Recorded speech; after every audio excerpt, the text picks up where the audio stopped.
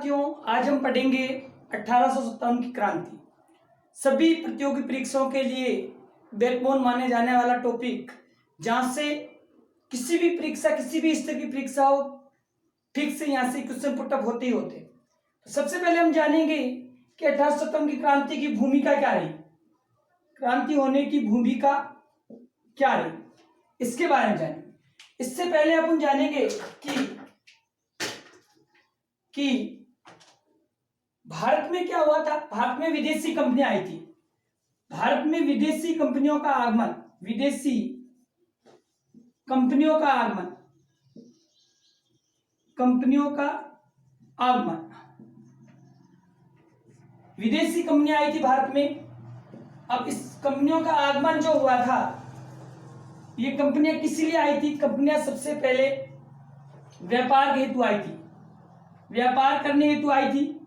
और इसके आगमन का जो क्रम है वो याद रखना अपने को, PDF फाइल। हम मोबाइल पे कोई भी चीज, कोई डॉक्यूमेंट्स वगैरह भेजते हैं तो क्लियर किस में होता है? PDF फाइल में भेजते हैं, ताकि उसको तुरंत क्या लिया जा सके? प्रिंट लिया जा सके। तो PDF फाइल अपने को याद रखना है। कंपनी आई थी, इनका कोड क्या है? PDF file. पी से क्या थे? सबसे पहले आए थे पुर्तगाली। कौन आए थे? पुर्तगाली आए थे। डी से क्या आए थे? डच। ए से क्या आए थे? अंग्रेज। और फिर से लिखना फ्रांसीस। कौन आए थे? फ्रांसीस। तो ये इनके आने का क्रम है। सबसे पहले पुर्तगाली, फिर डच, फिर अंग्रेज, फिर फ्रांसीस। PDF फाइल याद रखना। अब इस कंपनी किस लिए आए थे? व्यापार के लिए। लेकिन धीरे धीरे कंपनियों ने भारत में अपनी जड़ें जमा ली। यहां पर अपनी उन्होंने क्या खोली थी? फैक्ट्रियां खोली, व्यापारिक केंद्र बनाए, और धीरे धीरे क्या करने लगे? आगे जाकर क्या करने लगे? यहाँ पर शासन, भारतीय शासन व्यवस्था में दखल अंदाजी करके शासन स्थापित करने लगे थे। तो इस प्रकार भारत में एक प्रमुख कंपनी आती है, अंग्रेज, ईस्ट इंडिया कंपनी के नाम से होती है। वो आती हैं और व्यापार के बाद शासन शुरू कर देती है। 1600 ईस्वी में आती हैं और व्यापार शुरू करती हैं। व्यापार करने के बाद अब भारत में शासन किसका हुआ? East India company. किसका शासन शुरू हो गया था? ईस्ट इंडिया कंपनी का शासन शुरू हो गया। हम ब्रिटिशों के क्या थे? हम ब्रिटिशों के उपनिवेश थे। क्या थे? उपनिवेश। उपनिवेश मतलब क्या होता है? यानी किसी के अधीन रहकर कार्य करना। हम जो शासन करते थे, ब्रिटिशों के अधीन रह के शासन करते थे, तो हम ब्रिटिशों के क्या थे? उपनिवेश बन गए थे। अब देखो, अंग्रेजों ने क्या किया? अंग्रेजों ने क्या किया? भारत में अपने शासन को सुदृढ़ बनाने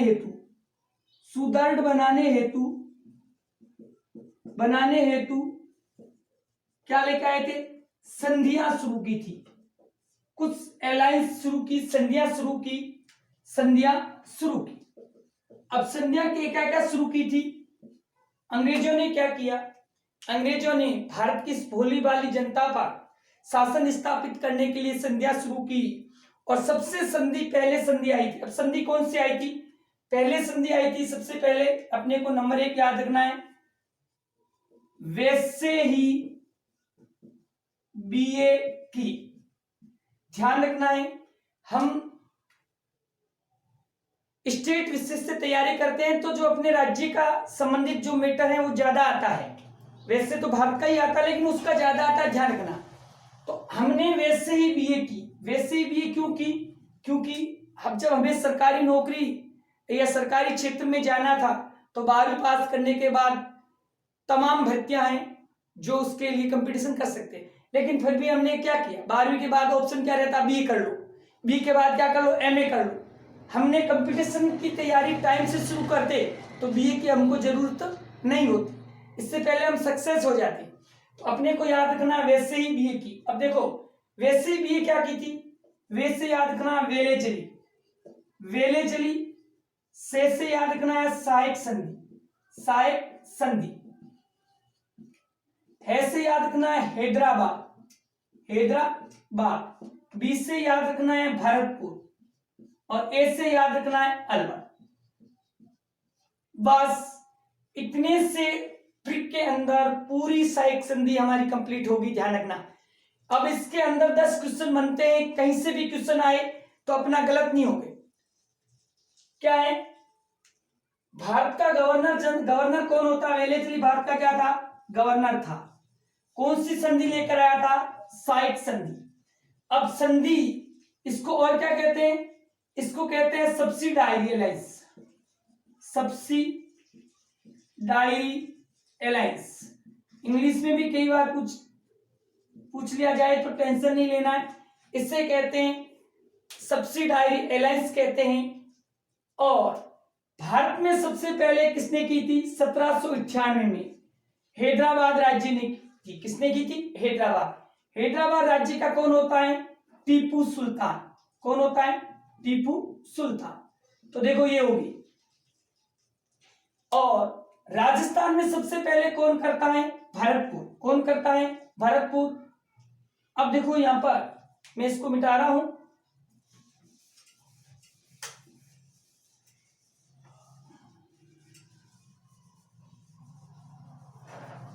सब्सिडायरी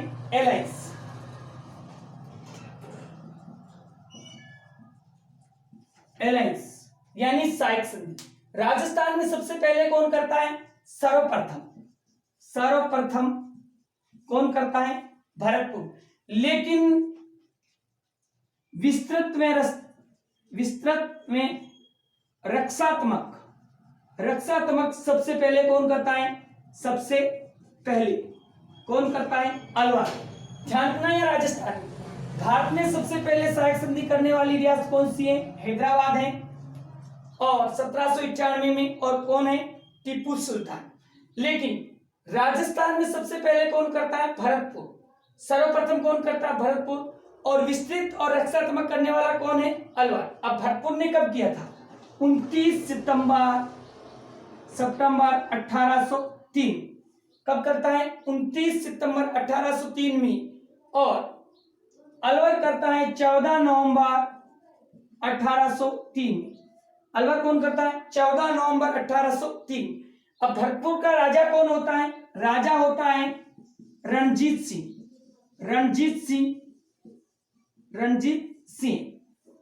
राजा होता है। और अलवर में विस्तृत और रक्षात्मक कौन करता है? वो करता है लॉर्ड लेक। ठीक है, तो ये थी सहायक संधि। राजस्थान में सर्वप्रथम भरतपुर करता है 29 सितंबर 1803, राजा होता है रणजीत सिंह। और विस्तृत व रक्षात्मक अलवर करता है 14 नवंबर 1803। वहां होता है लॉर्ड लेक, नहीं सॉरी जनरल लेक होता है। कहां पर? अलवर में। अब देखो सहायक संधि का सर्वप्रथम प्रयोग किसने किया था? सर्वप्रथम प्रयोग किसने किया था? यहां क्वेश्चन है तो अलग है। सहायक संधि का सर्वप्रथम प्रयोग आ जाए तो पुर्तगाली गवर्नर था डुप्ले ने किया। कौन था ये? पुर्तगाली गवर्नर। सर्वप्रथम सहायक संधि का प्रयोग करता पुर्तगाली गवर्नर डुप्ले। भारत में सर्वप्रथम हैदराबाद, राजस्थान में भरतपुर, विस्तृत अलवर। अब इस सहायक संधि का क्या उद्देश्य था? उद्देश्य क्या था? तो इसका उद्देश्य था कि भारत में अंग्रेजी शासन का क्या करना? विस्तार। भारत में अंग्रेजी शासन का विस्तार, अंग्रेजी शासन व्यवस्था का विस्तार। और भारत में कौन सी किसका वो हो रहा था? फ्रांसीसियों के बढ़ते प्रभाव का दमन, विस्तार तथा फ्रांसीसियों के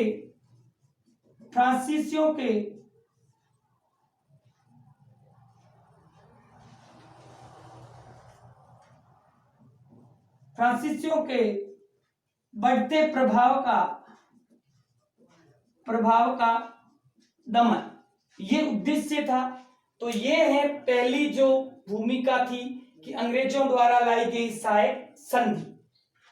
ठीक है, अपने को इतना याद रखना है, वैसे ही बीए की, इससे पूरा क्लियर हो जाएगा। ठीक है, अगली नेक्स्ट कौन सी है? अंग्रेज साइक संधि लेकर आते हैं और अपने साम्राज्य का विस्तार करते हैं। और दूसरी अंग्रेजों के बाद कौन सी आती है कंपनी? फ्रांसिस आते हैं, उसका दमन करने के लिए ये चीज अपनाते हैं। अब अगली आती है दूसरी, नंबर 2 संधि है, अपने को याद रखना है, एस से हार्ड कक्को। एस से हार्ड क्या है? कक्को। आपको पता है, हम सब जानते हैं कि स्कूल में हम जब पढ़ने जाते हैं या हम स्कूल में पढ़ाते हैं तो सबसे पहले जो बच्चा आता है उसको क्या पढ़ाते हैं? ए अनाराम पढ़ाते हैं। के कबूतर क्यों नहीं पढ़ाते? सबसे पहले कहां से शुरुआत करते हैं हिंदी में? ए अनाराम से। क्योंकि कै जो है ए से क्या है? हार्ड। कै क्या है? हार्ड। तो ए से हार्ड क्या है? कक्को। कै से गे तक इसको बोलते हैं कक्को। पुराने लोग बोलते ना कक्को कोट को खक्को, खक्को खजूलो गगा गोरी गाय घाट पिलाने छाए। तो ए से हार्ड क्या याद रखना अपने को? कक्को। ए से कक्को हार्ड है, इसीलिए सबसे पहले क्या सिखाया जाता है? ए सिखाया जाता है। तो देखो ऐसे अपने को क्या याद रखना, यहां पर ऐसे याद रखना, आश्रित पार्थिक्य संधि क्या है? आर्थिक पार्थिक्य संधि। हार्ड से याद रखना है, गवर्नर जनरल कौन होता है? हार्डिंग। गवर्नर जनरल भारत का कौन होता है? हार्डिंग। सबसे पहले राजस्थान में कौन करता है? करौली। और बाद में कौन करता है? कोटा। अपने को याद रखना है ये संधि कब आती है? 1817 में। 1817 में अगली संधि आती है, आश्रित पार्थिक्य नीति। इसे कहते हैं सबॉर्डिनेट एलायंस कहते हैं, ध्यान रखना। एलायंस कई बार ये भी पूछा हुआ है, सबॉर्डिनेट सब्सिडायरी, उसे सबॉर्डिनेट एलायंस कहते हैं, आश्रित पार्थिक्य नीति कहते हैं। कौन लेकर आया था? गवर्नर जनरल कौन होता है? हार्डिंग। राजस्थान में सर्वप्रथम क्या आ जाएगा? सर्वप्रथम। कहां पर लागू होती है? कौन अपनाता है? तो करौली। और विस्तृत व रक्षात्मक, वही वाली बात, विस्तृत व रक्षात्मक कौन अपनाता है? अपनाया। किसने अपनाया था? तो कोटा ने। अब देखो इस संधि का उद्देश्य क्या है? इस संधि का उद्देश्य मैं बताऊं आपको, ऑब्जेक्टिव क्या, उद्देश्य क्या है। तो अब क्या होता है, इस समय मुगल जो शासन है वो बिल्कुल कमजोर हो जाता है। मुगलों का शासन होता है, उत्तर मुगल काल चलता होता है, बिल्कुल कमजोर हो जाता है और बाहरी आक्रमण ज्यादा होने लगते हैं, और विशेषकर किसके? मराठों व पिंडारियों के। तो हम ये याद रखते हैं कि बाहरी आक्रमणों से बचने के लिए, यानी मराठों व पिंडारियों के आक्रमणों से तंग आकर रियासतों ने अपनी बाह्य संपूर्ण शक्ति किसके अधीन कर दी? कंपनी के अधीन। कंपनी के अधीन कर दी। कंपनी ने कहा कि आप अपने क्षेत्र में जो कोई भी बाहरी आक्रमण करेगा उसकी जिम्मेवारी हमारी होगी, आप तो हमें निश्चित राशि भुगतान करिए। कंपनी ने अपने बड़े बड़े पदों पर अपने सेना अधिकारी रखे और नीचे स्थानीय लोगों को सेना में रखा और बाहरी आक्रमण की जिम्मेवारी ली, और वहां से क्या लेने लगे थे? लाख बाग पैसे निश्चित वसूलने लगे थे। तो यहां हो जाए कि राज्यों ने बाह्य आक्रमण से तंग आकर अपने आप को कंपनी के अधीन किया। अब बाह्य आक्रमणकारी कौन थे उस समय? कौन थे? ये थे मराठा प्लस पिंडारी, मुख्य रूप से इसमें मराठा और पिंडारियों का आतंक होता है। और राजस्थान में मराठों का सबसे पहले, जो मराठों और पिंडारियों का सबसे पहले कहां पर आते हैं? राजस्थान में सबसे पहले बूंदी में आते हैं। ठीक है, बूंदी में आते हैं। तो इस प्रकार की ये संधि लाई जाती है। अब सबसे पहले कौन करता है? करौली। अब करौली कब करता? 15 नवंबर 1817। 15 नवंबर 1817 1817 राजा होता है हरबख्श पाल सिंह। हरबख्श पाल सिंह, तो ये हो गया करुली। अब नवंबर में ये करता है, दिसंबर में कौन करता है? दिसंबर में कोटा कर लेता है। कोटा कब करता है? 26 दिसंबर 1817। राजा होता उम्मेद सिंह। उम्मेद सिंह, ध्यान रखना यहां से क्वेश्चन भी आ जाता है कि आरसी पार्टी के नीति के समय कोटा का शासक कौन था? उम्मेद सिंह। सबसे पहले ये क्वेश्चन तो बहुत इंपॉर्टेंट है, ध्यान रखना यहां से तो बहुत इंपॉर्टेंट क्वेश्चन आते हैं कि सबसे पहले किसने की विस्तृत और रक्षात्मक किसने की, क्योंकि यहाँ पर कंफ्यूजन रहता है। तो अपने को तो सन, तारीख और राजा सहित याद रखना है। कोड है, कुछ नहीं याद रखना, कोड को बना के छोड़ दो, ऐसे हार्ड कब, ठीक है। हरबख्श पाल सिंह होता है, उधर होता है उमेश सिंह, और ये हमारी हो गई है आश्रित पार्टी की नीति। अगली संधि है, नेक्स्ट संधि है, तीसरी याद रखनी है, डी की सान जासी। ये कोड याद रखना है, कोष्टक में झाड़ रखना है। डी की सान जासी। अपने किसी को डीडी बनाकर देते हैं बैंक में, और बैंक में पैसे नहीं है, तो डीडी की क्या चली जाती है? बाउंस हो जाता है, तो कहते हैं ना डीडी की शान जासी। अब देखो डीडी की शान जासी से यहां याद रखना है डॉक्ट्राइन ऑफ लेफ्ट नीति। डॉक्ट्राइन ऑफ लेफ्ट नीति, ठीक है, अलायंस, इसे कहते हैं गोद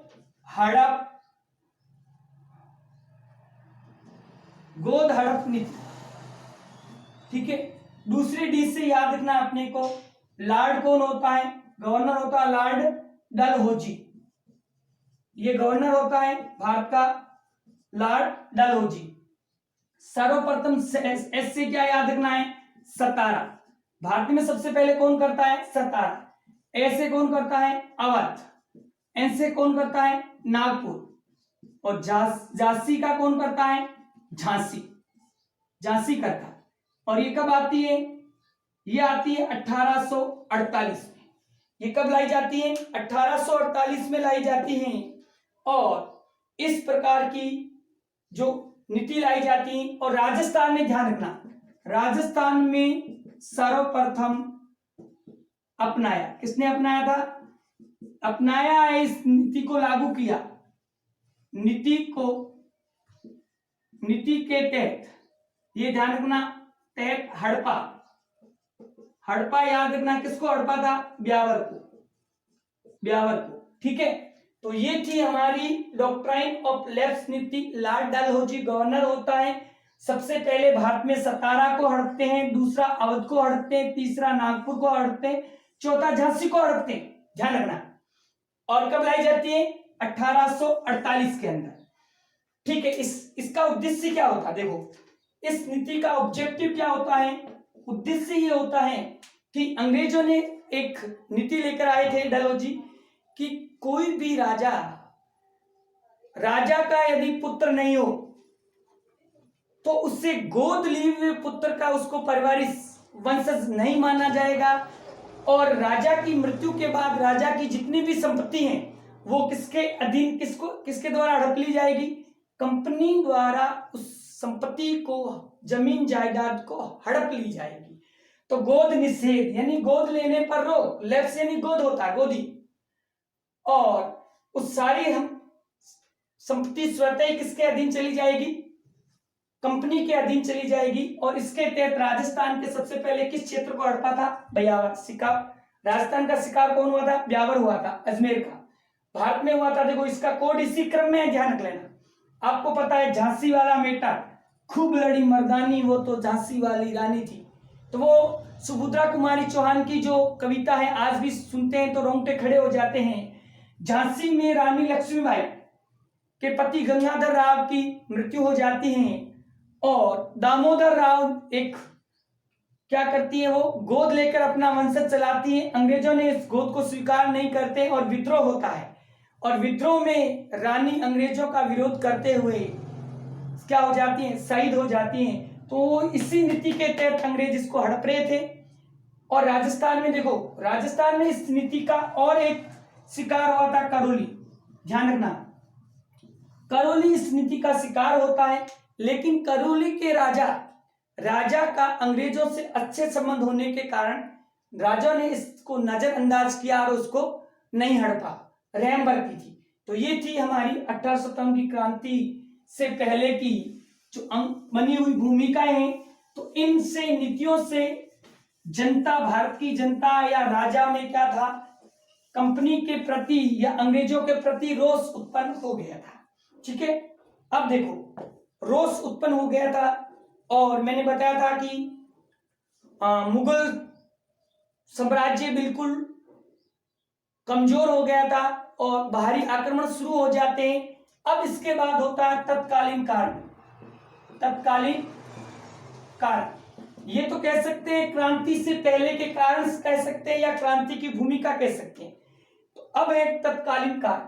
तत्कालीन कारण क्या था? तत्कालीन कारण था चर्बी वाला कारतूस। ध्यान रखना, ये चर्बी वाला कारतूस क्या था, कहां लगाया जाता था? पहले क्या थी? पहले राइफल थी जिसका नाम था ब्राउन बेस। ये राइफल चलती थी सेना के अंदर। अंग्रेजों ने हमारे सेना, जो अंग्रेजी सेना में हमारे जो भारतीय सेनापति थे, उनको दे रखी थी। इस ब्राउन बेस को क्या किया? हटाया और नई राइफल लेकर आए थे जिसका नाम क्या था? इनफील्ड। क्या राइफल का नाम था? इनफील्ड। ये इनफील्ड राइफल कब शुरू की थी? 26 फरवरी 1857। कब शुरू होती है? ये शुरू होती है आपकी 26 फरवरी 1857। और कहां पर शुरू होती है? सबसे पहले बुरहानपुर में शुरू करते हैं, इसको लाया जाता है।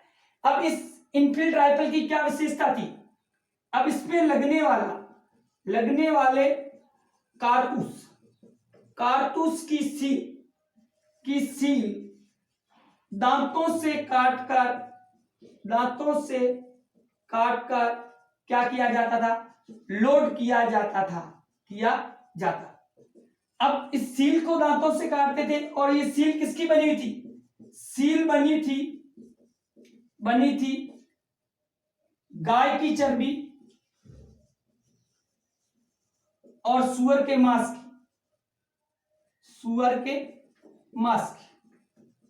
अब देखो, गाय को हिंदू क्या मानते हैं? माता मानकर पूजा करते हैं।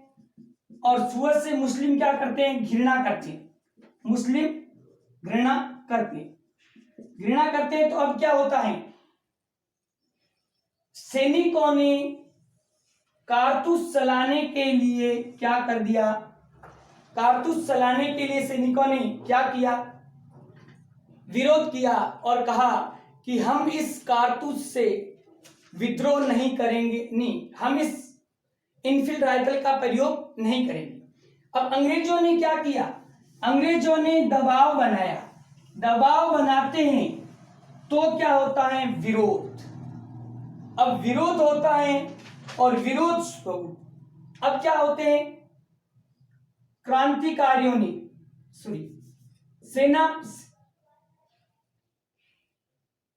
सेनाओं ने या क्रांतिकारियों ने क्या किया? क्रांतिकारियों ने विरोध, यानी जो सेनापति थे टुकड़ी में, उन सब विरोध करते हैं। और विरोध की प्रथम घटना, ध्यान रखना, विरोध की प्रथम घटना कहां घटती है? कहां घटी? बैरकपुर छावनी कहां पर पड़ती है? कलकत्ता में। इस छावनी का जो 34वीं NI नेटिव इन्फेंट्री पैदल टुकड़ी का 34वीं NI का सैनिक होता है जिसका नाम होता है मंगल पांडे। क्या नाम होता है? मंगल पांडे होता है। ये मंगल पांडे इस सेना में सैनिक होता है और कहां का रहने वाला होता है, यह मूलतः बलिया, बलिया गाजीपुर, पहले गाजीपुर था अब बलिया हो गया, बलिया गाजीपुर यूपी का होता है, यूपी का रहने वाला होता है। और मंगल पांडे क्या करता है, विरोध, विरोध करके क्या कर देता है, विद्रोह। और विद्रोह कब करता है, विद्रोह करता है 29 मार्च को, 29 मार्च 1857। अब 34वीं एनआई का मंगल पांडे होता है, विद्रोह करता है 29 मार्च 1857 को। और विद्रोह करके क्या चला देता है, गोलियां चलाता है, गोलियां चलाता है। धड़ाधड़ धड़ाधड़ मंगल पांडे जी अपनी राइफल निकालते हैं और अंग्रेजों पर तान के खड़े हो जाते हैं कि हमें इस राइफल का प्रयोग नहीं करना है, इसको हटा दीजिए। और धड़ाधड़ धड़ाधड़ क्या करते हैं, गोलियां चलाते हैं। तो गोलियों में क्या होता है, लेफ्टिनेंट, अंग्रेज लेफ्टिनेंट होता है बाघ, बाघ मारा जाता है, मारा जाता है। और सार्जेंट होता है, अंग्रेज सार्जेंट होता है जिसका नाम होता है, सार्जेंट का नाम होता है मेजर, सॉरी सार्जेंट का नाम होता है मेजर ह्यूसन, मेजर ह्यूसन, मेजर ह्यूसन होता है। यह भी मारा जाता है, मारा जाता है। लेकिन एक अंग्रेज अधिकारी और होता है जिसका नाम होता है हयूरसे, हयूरसे, हयूरसे क्या होता है, घायल, घायल होता है। देखो ध्यान रखना, मंगल पांडे गोलियां चलाता है, लेफ्टिनेंट बाघ मारा जाता है और मेजर ह्यूसन भी मारा जाता है और हयूरसे क्या हो जाता है, घायल हो जाता है। और क्या करते हैं, मंगल पांडे यहां से भाग जाता है, भागता है, भाग जाता है गोलियां चलाकर। इनको 31 मार्च को क्या किया जाता है, गिरफ्तार किया जाता है, गिरफ्तार किया जाता है। और 8 अप्रैल को इसे क्या दिया जाता है, फांसी पर चढ़ा दिया जाता है, फांसी पर चढ़ा दिया जाता है। अब देखो मंगल पांडे जी को गिरफ्तार करते हैं और गिरफ्तार करके 29 को गोली चलाता है, 2 दिन बाद पकड़ा जाता है और 8 दिन बाद फांसी पर लटका दिया जाता है। तो 1857 की क्रांति पर सबसे पहले फांसी पर चढ़ने वाला व्यक्ति कौन होता है, मंगल पांडे। कौन सी छावनी का सेनापति होता है, 34वीं एनआई का सैनिक होता है। बैरकपुर छावनी होती है, कलकत्ता की होती है। तो इस प्रकार ये 1857 की क्रांति का तत्कालीन कारण और प्रथम चिंगारी या प्रथम घटना, प्रथम चिंगारी या प्रथम घटना है तो ये घटना थी। और इसी मंगल पांडे को जॉन विलियम क्या कहते हैं, आताई कहते हैं। जॉन विलियम ने मंगल पांडे को क्या कहा, पांडे को आताई कहा। ध्यान रखना, ये जॉन विलियम ने मंगल पांडे को क्या कहा, आताई कहा।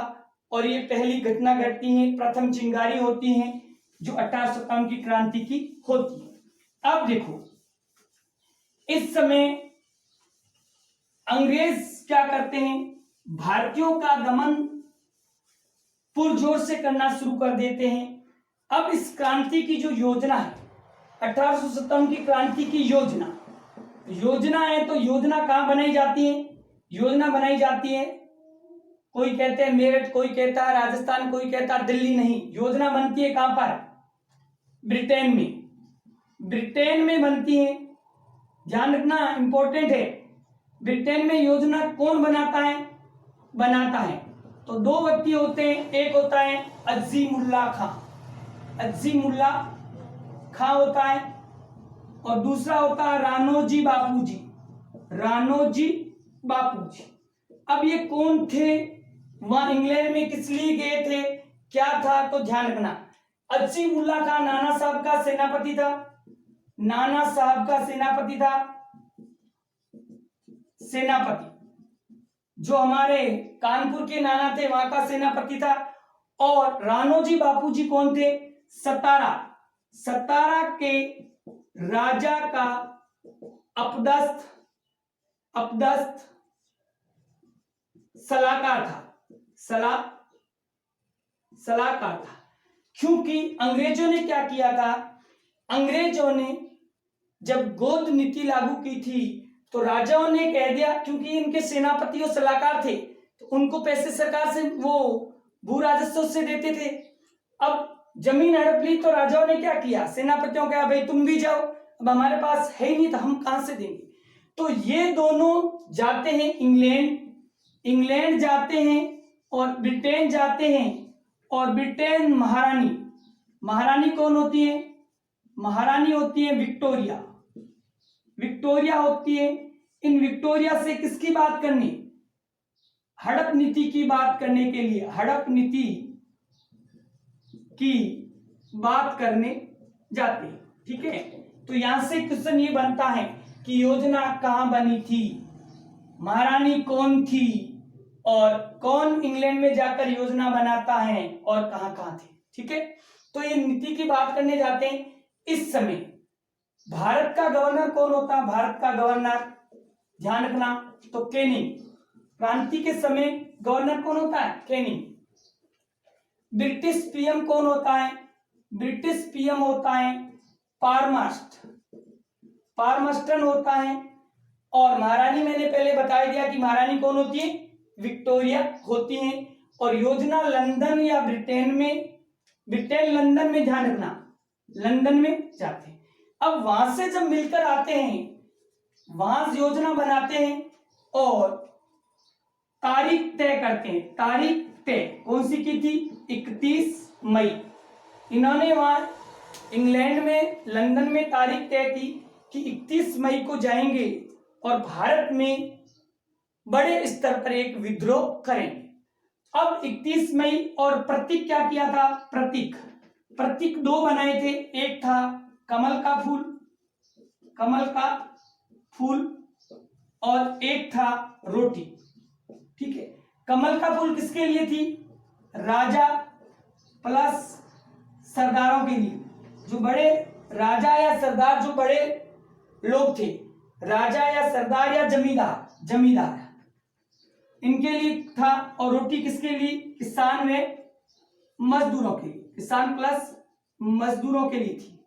ठीक है, अब इन्होंने ये किया कि गांव एक गांव से दूसरे गांव जाते और कमल का फूल देते तो, और शांतिपूर्वक, और किसानों और मजदूरों को क्या देते, रोटी देते। एकदम शांतिपूर्वक काम शुरू हो गया था। और ये कमल का फूल देना, जो उसी दिन शादियों में कमल का फूल देते हैं, तो उसी दिन से शुरू हुआ, क्योंकि शादी भी 1857 की क्रांति से कम नहीं, वो तो कुछ समय बाद चिंगारी सुलगी और बुझ गई थी, लेकिन ये मरने के बाद ही बुझती है, ध्यान रखना।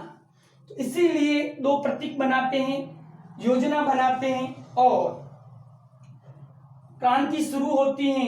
इससे पहले प्रथम घटना घट चुकी होती है, लेकिन 31 मई से पहले, ध्यान रखना 31 मई शुरू करते हैं, लेकिन ये लोग वापस आते हैं और आते हुए जब वहां से आते हैं तो किससे मिलते हैं, वहां से आते क्रीमिया का युद्ध होता है, क्रीमिया का युद्ध। इस युद्ध में ये लोग किससे मिलते हैं, कमाल पाशा से मिलते हैं और थोड़ी सलाह लेते हैं, क्योंकि उस समय भी क्रीमिया में जनता ने बाह्य या जो दमनकारी थे उनके विरुद्ध विद्रोह कर रखा था, तो उनसे सलाह लेने भी गए थे कि आपने कैसे कैसे विद्रोह किया, हमें कैसे करना है, तो थोड़ा सलाह लेने भी गए थे। और मिलते हैं, और मिलने के बाद इसका जो हौसला है, इनका हौसला और बढ़ जाता है और भाग आते हैं। लेकिन प्रथम घटना के बाद 31 में तय करते हैं, लेकिन विद्रोह शुरू कब हो जाता है, 10 मई को। और शुरू कहां से होता है, मेरठ से, मेरठ यूपी से 10 मई को शुरू हो जाता है। तो ये विद्रोह समय से पहले शुरू हो गया था, पूरी जनता को इसकी सूचना नहीं मिल पाई थी, काम युद्ध स्तर पर चल रहा था, इससे पहले विद्रोह शुरू होता है। और इस प्रकार 1857 की क्रांति के क्रांति से पूर्व के कारण और तत्कालीन कारण सारे मैंने बता दिए हैं, या क्रांति से पहले की भूमिका बता दी। नेक्स्ट आगे चलेंगे कि विद्रोह कैसे कैसे हुआ, कहाँ कहाँ हुआ, किस छावनियों ने भाग लिया और कैसे उस विद्रोह को या क्रांतिकारियों को